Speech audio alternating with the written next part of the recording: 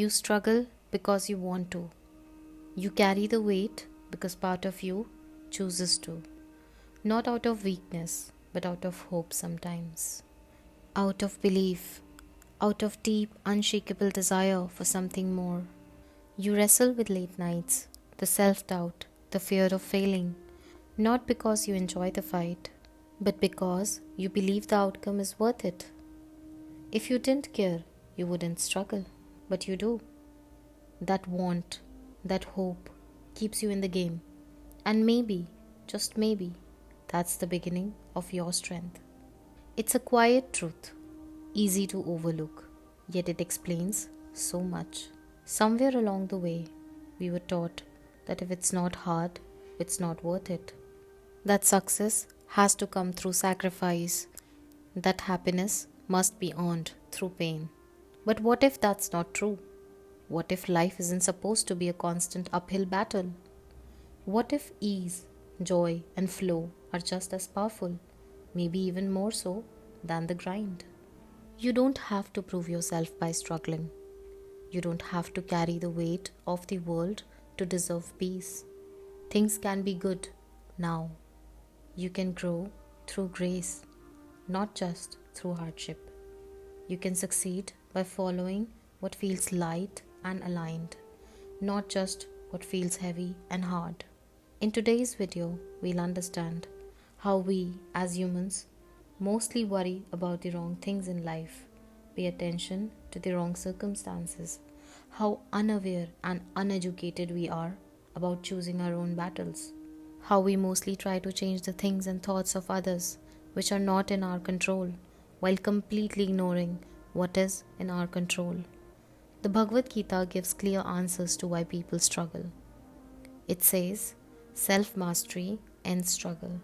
In Bhagavad Geeta chapter 16 verse 24 it is mentioned, Tasmat shastram pramanam te karya vyavastitau gyatva shastra vidhanuktam karma kartumiharhasi.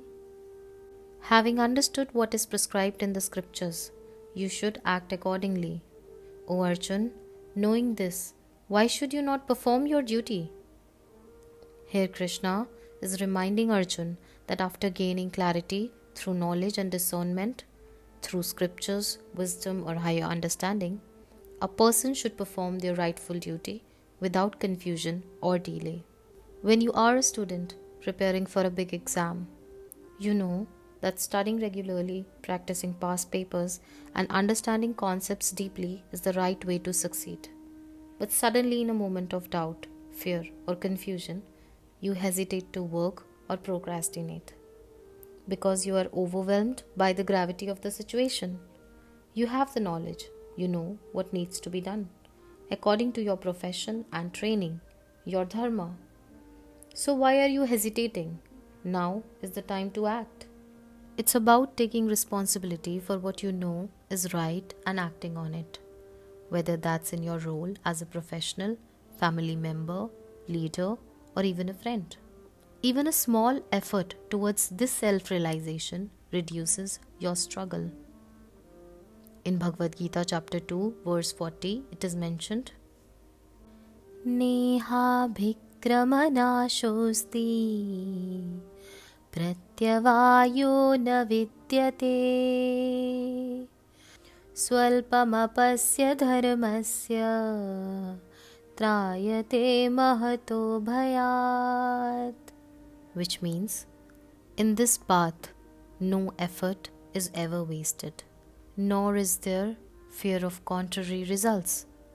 Even a little practice of this dharma protects one from great fear. Even a small step towards higher understanding, towards dharma and detachment, releases you from struggle. Your effort on the path, no matter how small, carries tremendous power. It shields you from fear and anxiety, from the endless push and pull of worldly struggle. Krishna tells that any effort put into the right path, spiritual growth, self-improvement or correct action, is never wasted. Unlike material efforts, where failure can lead to loss, spiritual or righteous efforts always yield positive results, even if one does only a little. Faith transforms struggle into strength. In Bhagavad Geeta chapter 4 verse 39 it is mentioned, Shraddhavan labhate jnanam tatparah sanyatendriyah jnanam labdhva param shantim achirena gacchati. The one who has faith, who is devoted, and who has controlled the senses obtains knowledge. Having attained knowledge, they quickly attain supreme peace. When you are a traveler trekking in a dense forest, searching for the peak, the first step is faith, believing that a path exists, even if you can't see it yet. Then comes dedication, walking step by step without giving up, even when the road is rough. Lastly, self-control, ignoring distractions, resisting fear, and staying focused on the journey. As you keep going, you finally reach the top of a hill where everything becomes clear: the path, the purpose, the destination. That moment of realization is the supreme peace Krishna speaks of, when true knowledge removes all doubts and you stand fearless, knowing you are exactly where you are meant to be. In Bhagavad Geeta chapter 5 verse 7 it is mentioned that beyond struggle lies the supreme peace. Yoga yukto vishuddhatma vijitatma jitendriyah sarvabhutatma bhutatma kurvannapi na lipyate. With the senses subdued, the mind controlled, and freed from selfish desire, the true yogi lives in harmony with self.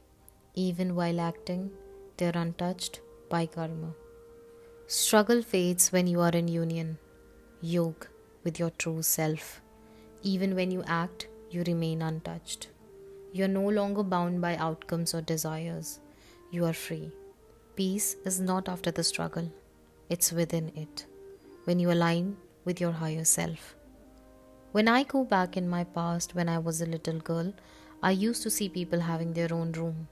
A girl at peace with herself, with a laptop on her bed, listening to music, and that was her ultimate dream. But I never named it as success. It never consciously came in my mind that I was working to get this dream. Growing up, I never had my own room. We never had a computer. But then I bought my own laptop. And I often spend my time listening and exploring music. I live slowly, the way I imagined once. And I only realize this now when I think and go back that actually this was the plan the whole time. I didn't even realize when I was suddenly living my dream. I didn't notice. We always want to be successful, but when we get things, we don't even realize that this present moment which we are living in is probably the same thing which we actually prayed for in the past. One could still be ungrateful in such a situation, thinking maybe if I had an expensive car and a huge apartment for me, then I'd be happier, more at peace. If I get those things, I may also then think probably some more investments, a Bollywood style partner would make me even happier. And maybe I can get that too, because in life, you always get the things which you desire and work for alongside. You live exactly that life which you plan for, and it will come to you effortlessly. In Bhagavad Geeta chapter 3 verse 4 it is mentioned, Na karmana manarambhan nashkarmyam purushoshnute na cha sannyasana deva siddhim samadhigacchati. Not by merely abstaining from work does a person attain freedom from karma, nor by renunciation alone does one attain perfection. Krishna teaches that perfection doesn't come from abandoning action. worrying about it, or renouncing effort. It comes from understanding how to act without attachment. When you master that, struggle ends. You struggle because you think you must do to become, because you believe you need to reach somewhere, achieve something, prove yourself. But Krishna reminds us that the self is already complete. You are not becoming, you are remembering who you actually are. In Bhagavad Geeta chapter 2 verse 12 it is mentioned, Natvevaham jatu nasam न त्वं नेमे जनाधिपाः न चैव न भविष्यामः सर्वे वयमतः परम्. Never was there a time when I did not exist, nor you, nor all these kings, nor in the future shall any of us cease to be. You are eternal. The struggle is only in your mind. The moment you let go of the idea that you must become something, that you need to struggle always, either physically but majorly in your head, the weight lifts. You are already enough. Imagine you already have the things you wish for. Then what? How do you feel? Do you feel this is exactly how you pictured your life, or now you want something else? Or you are happy with the daily life you now have? Or you still have some places to go, some more wishes to fulfill? When you imagine having the things you once wanted, you will understand how small your goals were and how boring it is now that you have it. What next can I accomplish? What next can I achieve? If you don't have anything planned, you will make an entirely new plan to achieve your next desire, your next struggle, to be precise. You need to understand that getting the goal is not that exciting as the bits and pieces of your progress is. Progress, even little, makes life better, enjoyable and thrilling. When you say, I cannot help detaching from the outcome, it is because you constantly think about the result, undermining and neglecting the whole process and the story of getting there. It is normal for every human to think and experience life in this exact same way. You struggle because you want to grow, to experience your fullness. But the Bhagavad Geeta clarifies that you don't have to struggle. It is not a struggle when it is something you always wanted, envisioned as your true self, and is aligned with your purpose. Because then you know that all what you went through in the whole process, even if someone tells you to do it all over again, you can simply do it again because you enjoyed the whole process of it. And you always knew that it was not a waste or a struggle. It was needed, and now it's my reality. When you want to become a surgeon, you cannot be like, I cannot work so hard to get through an entrance, and I cannot give up when I fail twice, maybe thrice. But when I do get in, I cannot be like I'm not able to get through the theory and I straight away want to do the practicals. Or I cannot stand hours of training. I just want to jump in and perform a surgery because that's the most exciting part in my head. When you do become one finally, you cannot crib, saying I don't want to do an 18-hour shift. I hate my job. If you don't end up earning $1 million in one go in your first job and get just a little money, you cannot be like, I probably went through all of this just to earn this little. Or I cannot deal with this particular patient when you're supposed to treat every life equally. And you should have already imagined this sort of daily life beforehand, if you really wanted it in the first place. Or you believed that this was your ultimate purpose of your life, or this is what I was made for. This same work, when done by someone who was always passionate about this profile, will make it seem like it's the easiest thing in the world, because that person wanted to live in this reality, and every day is a new adventure for him or her. There lies the difference. What you call it struggle, the other person calls it preparation. There will never be a single thing which will fulfill us until we decide that this is it. This is something which I want to do. This is what comes with ease to me, and this is what brings me peace. It is very important to know your purpose in life and to live in accordance to it, because no other thing can ever satiate you in that way. When you create a goal and work in alignment with your purpose, it will never be a struggle. In scriptures, it is mentioned that it will also clear your karmas. or else you will be born again and again to reach that same goal. You work another lifetime just to realize your purpose and live as per it. But few are those who, along with working as per their dharma, find time to devote to Krishna. Those are the luckiest one, I believe, because there is no struggle in this world when the sustainer of this world stands behind you, protecting you, giving you, watching you. An infant crawls into danger at times near a bucket full of water, or a pothole on the street, or even at times they reach balconies. They have almost zero survival instincts, and they don't even have an idea of a parent protecting them to begin with. But every time when they are in such situations, a parent always has their back. We, as parents, make sure we are always around our babies. We make sure they don't end up in such areas or situations, and if they do, we make sure we give our life to protect our child. That baby does not know, no care in the world, but still survives, grows, and is protected. I believe in Krishna like that baby.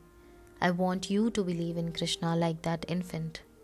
You may not know, but you are always protected. You may not know, but you are unconsciously working each day towards your goal, towards your purpose. You sometimes reach a dead end or a pothole like that infant, but there is always a parent who you are not aware of is there to hold you, protect you, take you out of the mess you knowingly or unknowingly created or ended up in. To be honest, you don't even have to know it all to begin with, because I know you will outgrow your struggles into your reality. You will survive effortlessly without feeling like you had a fight. Hare Krishna, Krishna Krishna, Hare Hare, Hare Ram, Ram Ram, Hare Hare.